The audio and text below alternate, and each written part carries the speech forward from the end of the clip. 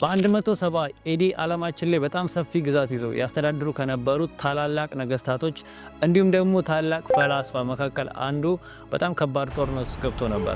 በዛ ጦርነት መካከል ከፊት ጠላቶቹ ወረርሽኝ፣ ይባስ ብሎ ደግሞ ክህደት የተካሄደበት ነበረ። በዛ ሁሉ መካከል ያለ ግን ጀነራሎቹን ጠርቶ ንግግር ማድረግ ወይ ጦር ማሰማራት አይደለም ያረገው ነገር። ያደረገው ምንድነው? ማስታወሻውን አንስቶ የዛሬ 2000 ዓመት መሻገር የቻለን አንድ ትልቅ ንግግር ነው የጻፈው። ያም ንግግር ምን መሰላችሁ? what stands in the way becomes the way ወይም ደግሞ መንገዱን የዘጋው ነገር ራሱ መንገዱ ይሆናል የሚል ንግግር ነበር የተናገረው። ይህን ንግግር ስንሰማ በጣም ተራ ሊመስለን ይችላል። ነገር ግን አይደለም፣ በጣም ብዙ መልእክቶች አሉት። በዛ ላይ ደግሞ ይህ ንጉስ ይህንን መልእክት የጻፈው በጦርነት ውስጥና በጣም ከባድ አስቸጋሪ በሚባል ሲቹዌሽን ውስጥ ሆኖ ነው። ይህንን ሁኔታ ወደ ራሳችን አምጥተን ስናስበው አሁን ባለንበት ወቅት አንድ ኮሜንት በጣም ብዙ ያበሳጨናል ወይ ደግሞ በጣም ብዙ ያሳዝነናል። የሆነ ነገር ሲዘገይ ሐሳብ ለመቀየር እንቻኮላለን ወይ ደግሞ የሆነ እንቅፋት የሆነ ስትራግል ሲያጋጥመን አቁሙ የተባለ አይነት ምልክት አድርገን ነው የምናስበው። ነገር ግን ታላላቅ መሪዎችና ነገስታቶች ልክ እንደዚህ አይነት እንቅፋቶች፣ አስቸጋሪ ሁኔታዎች ሲያጋጥሟቸው ልክ ወደፊት ተጓዙ እንደሚል ኢንስትራክሽን የሚጠቀሙባቸው። ታዲያ ምንድነው ልዩነቱ ብለን ስናስብ ተመሳሳይ ሲቹዌሽን ግን የተለያየ ምላሽ ነው ያላቸው። ስለዚህ በዛሬው ቪዲዮም የጥንት ዘመን መሪዎችና ፈላስፎች ይጠቀሙበት የነበረውን የህይወት ወይም የዲሲፕሊን መሪዎችን በሶስት ስቴፕ ብሬክዳውን እያደረግን እንመለከታለን። በእርግጠኝነት የምነግራችሁ እነዚህን ሶስት ስቴፖች በትክክል ከተረዳችሁና ከተጠቀማችሁባቸው ህይወት ላይ የሚያጋጥሙን እንቅፋቶችና ቻሌንጆች አጋጣሚ መሆናቸው ቀርቶ እንዴት ጠቃሚ እንደሆነ ትረዳላችሁ። የመጀመሪያው አብዛኛው ሰው ከሚሸነፍበት ቦታ እንጀምር። ፐርሰፕሽን ወይም ደግሞ አመለካከት አሊያ ደግሞ ነገሮችን የምንቀበልበት ሁኔታ ምንድነው የሚለውን ማለት ነው። ፐርሰፕሽን ላይ ስንመጣ በህይወት የሚያጋጥሙን ውድቀቶች የሚነሱት ከሚያጋጥሙን እንቅፋቶችና ችግሮች ብቻ አይደለም፣ ነገሩን ፐርሲቭ ከምናደርግበትና ከምንረዳበት መንገድ ነው። ያ ሲባል ምን ማለት ይመስላችሁ? አሁን ለምሳሌ የሆነ ችግር ቢያጋጥመን አእምሯችን የሚረዳው እንዴት አድርጌ ነው ሶሉሽን የማገኝለት፣ እንዴት አድርጌ ነው መፍትሄ የማገኝለት በሚለው መልኩ አይደለም።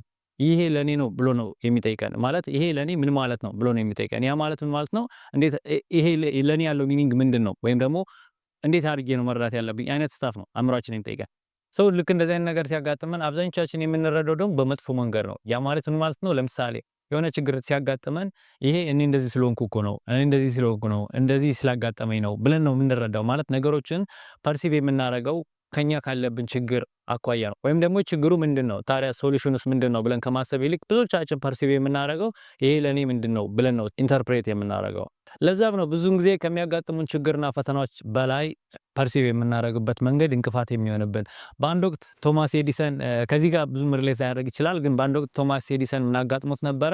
የሰራበት የነበረው ሙሉ ፋብሪካው ሙሉ ማሽነሪ ኤቭሪቲንግ በጥቂት ሰዓታት ውስጥ የተቃጠለበት ጊዜ ነበረ፣ ላይክ በእሳት አደጋ ማለት ነው። እና የዛን ሰዓት ምን አለ ይባላል ለልጁ መለስ ብሎ ሂድ እናትህንና ጓደኞቿን ጥራቸው፣ ልክ እንደዚህ አይነት እሳት በሕይወት ዘመናቸው ሊያዩ አይችልም አለ ይባላል። ላይክ አሁን ከዚህ ጋር ብዙ ሪሌት ላያደርግ ይችላል፣ ግን ፐርሲቭ ያደረግበትን መንገድ መመልከት እንችላለን። ያንን ከተናገረ በኋላ በነጋታው ከዜሮ ነው የጀመረው፣ እንደ አዲስ ነው ሁሉንም ነገር ቢልድ ማድረግ የቻለውና ሶ ከዚህ የምንረዳው ምንድነው ስንል ነገሩን ፐርሲቭ የምናደርግበትን መንገድ ጤናማ ማድረግ አለብን።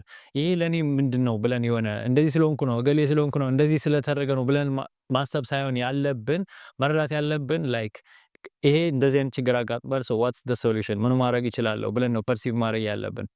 ይህ ሲባል ምን ማለት ይመስላችሁ? ለምሳሌ መንገድ ላይ ስንጓዝ እንቅፋት ሊያጋጥመን ይችላል።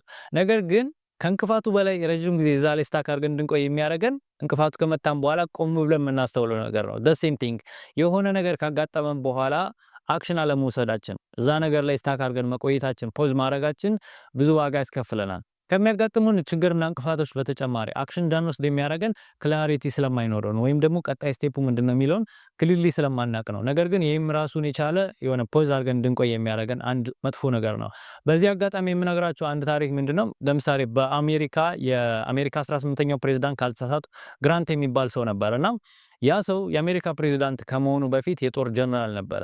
በጣም ታዋቂ የነበረው በመሰላችሁ ብዙ ጀነራሎች በአሜሪካ ሲቪል ዋር ወቅት ብዙ ጀነራሎች ብዙ ማፕ አጥንተው ብዙ አናሊሲስ ሰርተው ከብዙ መረጃ በኋላ ነው ወደፊት አታክ ለማድረግ ሙቭ የሚያደርጉት። ነገር ግን ግራንት የሚታወቅበት አንድ ነገር ምንድነው?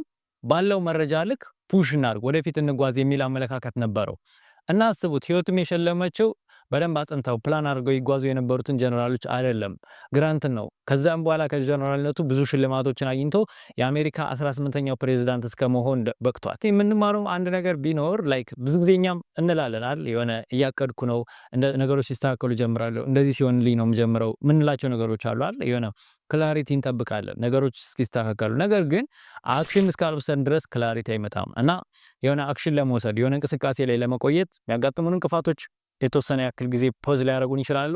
ከዛ በተጨማሪ ደግሞ የሆነ ክሊር እስኪሆን እየጠበቅን ነው የምንለው ነገርም እዛው ስታክ ሊያደርገን ይችላል። ግን ትረስት ሚ ከየትኛውም ነገር በላይ እንቅስቃሴ ላይ ወይ ደግሞ ሙቭመንት ላይ ወይ አክሽን ላይ መሆናችን በጣም ፓወርፉል ነው። በሶስተኛነት ደግሞ በጣም ብዙዎቻችን ስታክ አድርገን የምንቀርበት በቃ በጣም ከባድ የሚባለው ስቴፕ ቢኖር ሶስተኛው ዊል ወይም ደግሞ ጽናት። ከዛ በተጨማሪ ለነገሮች ያለን አክሴፕታንስ። አሁን በህይወት በጣም ከባድ የሚባል ሎስ ያጋጥመናል። የሰራነው የገነባነው ነገር በአንዴ ሊፈርስ ይችላል። የምንወዳቸው ሰዎች ልናጣ እንችላለን። በጣም ብዙ ነገር ሊያጋጥም ይችላል አይደለ? እዛ ነገር ላይ የሚኖረን አክሴፕታንስ እና እንዴት ነው ለነገሩ ያለን አቀባበል ምን ይመስላል የሚለው ነው። ዊል ብለው ይረዱታል። ያ ማለት ምን ማለት ነው? በጫና ውስጥ ያለ አለመሰበር፣ ጥንካሬና ጽናት እንደማለት ነው።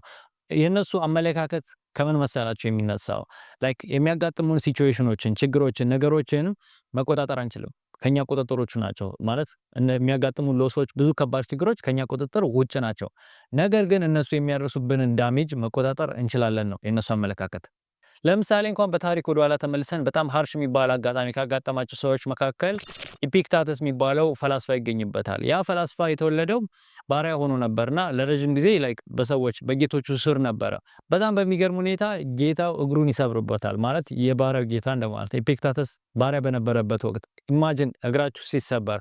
ግን ያ ሰው ምን ሲል ይናገራል? እግሬን የተሰበረው እንጂ ልቦናዬ ስነ ልቦናዬ ወይም ደግሞ አመለካከቴ ጥንካሬ አልተሰበረም ሲል እንሰማዋለን። በጣም በብዙ ጊዜ በፍልስፍና ጽሁፎቹም ማለት ነው። ምንድነው ታዲያ የዚህ መልእክት ስንል ላይክ በሰዓቱ በባርነት ጊዜ ያ የማይቀር የሚጋፈጠው ትልቅ ችግር ሊሆን ይችላል። የማይቀር ነገር ነው ላይክ ሲቹዌሽኑ ማለት ነው። ነገር ግን ያጋጠመውን ነገር አክሴፕት አድርጎ ወደፊት ሲጓዝ እንመለከተዋለን። በኋላ ላይ ዓለማችን ላይ አሉ ከሚባሉ ትልልቅ ከሚታወቁ የታሪክ ፈላስፎች መካከል አንዱ መሆን ችሏል። ይህ የሚያሳየን ላይክ አክሴፕት ማድረግ ምን ያክል ፓወርፉል እንደሆነ ነው። ያ ሲባል ለምሳሌ በህይወት የሚያጋጥመን ብዙ ችግር አለ፣ እንቅፋት አለ። ያ ችግርና እንቅፋት እንዳለ ሆኖ ነገር ግን ከሱ በተጨማሪ ደግሞ ስቃዩን የሚያመጣው ያንን ችግርና እንቅፋት ላለመቀበል በምናደርገው ትግል ነው። የሆነ ነገር ለምሳሌ በህይወት ያጋጥመናል አይደል? ያ ችግር በቃ እንደዚህ ነው ብለን ላለመቀበል ለምን እንደዚህ ሆነ ብለን ስትራግል የምናደርግ ከሆነ ወይ ደግሞ የምንታገል ከሆነ ሞር ራሳችን ላይ ስቃዩን ነው የምናበዛው። ሶ ምንድነው ያለን አማራጭ? አክሴፕት ማድረግ። የምንቀይራቸው ነገሮች ካሉ የስ ኦፍ ኮርስ እንሰራባቸዋለን። ነገር ግን ማንቀይራቸው ከሆነስ ያንን ነገር አክሴፕት ማድረግ ሊኖርብን ይችላል። ይህንን በተመለከተም የአንድ የስቶይኮች አባባል አለ። አሞር ፓቲ የሚባል ሰው የሚናገረው ንግግር አለ። ሎቭ ዮር ፌት ወይም ደግሞ እጣ ፈንታህን ውደደው። ያ ማለት ምን ማለት ነው? ላይክ ያጋጠሙን በህይወት የሚያጋጥሙን ብዙ እጣ ፈንታዎች አሉ። እነሱን አቮይድ ለማድረግ ወይም ደግሞ ላለመቀበል የምናደርገው ሬዚስታንስ ወይም ትግል ብዙ ስቃይና እንግልቱ ስለሚከት መቀየር የምንችላቸውን ነገሮች ቀይረን ካልሆነ ደግሞ ሌሎችን ነገሮች አክሴፕት አድርገን ወደፊት መጓዝ አለብን ነው ዋናው መልእክት። ስለዚህ በዛሬው የሶስት ስቴፕ ቪዲዮ የምንረዳው አንድ ነገር ቢኖር ፐርሰፕሽን ለነገሮች ያለንን ነገር ግልጽ ያደርግልናል። አክሽን ወደፊት እንድንጓዝ ያግዘናል። ከዛ በተጨማሪ ደግሞ ዊል ደግሞ ጽኑና ጠንካራ ሰው እንድንሆን ያደርገናል። ሶስቱን ስናቀናጅ በህይወት የሚያጋጥሙን ችግሮች ችግር መሆናቸው ይቀርና መንገድ ይሆናሉ። ልክ ማርከስ ኦረለስ እንደጻፈው what stands in the way becomes the way ወይም ደግሞ መንገዱን የዘጋው ራሱ መንገዱ ሊሆን ይችላል ወይም ደግሞ መንገዱ ላይ የቆመ ነገር መንገድ ይሆናል አይነት መልእክት ማለት ነው። የዛሬ ቪዲዮ ይህንን ይመስል ነበር። አይ ሆፕ አንድ ነገር እንደወሰዳችሁበት አልጠራጠርም። እንደተለመደው ላይክ እና ሰብስክራይብ ማድረጋችሁን እንዳትረሱ። በቀጣይ ቪዲዮ እስከምንገናኝ ቻው።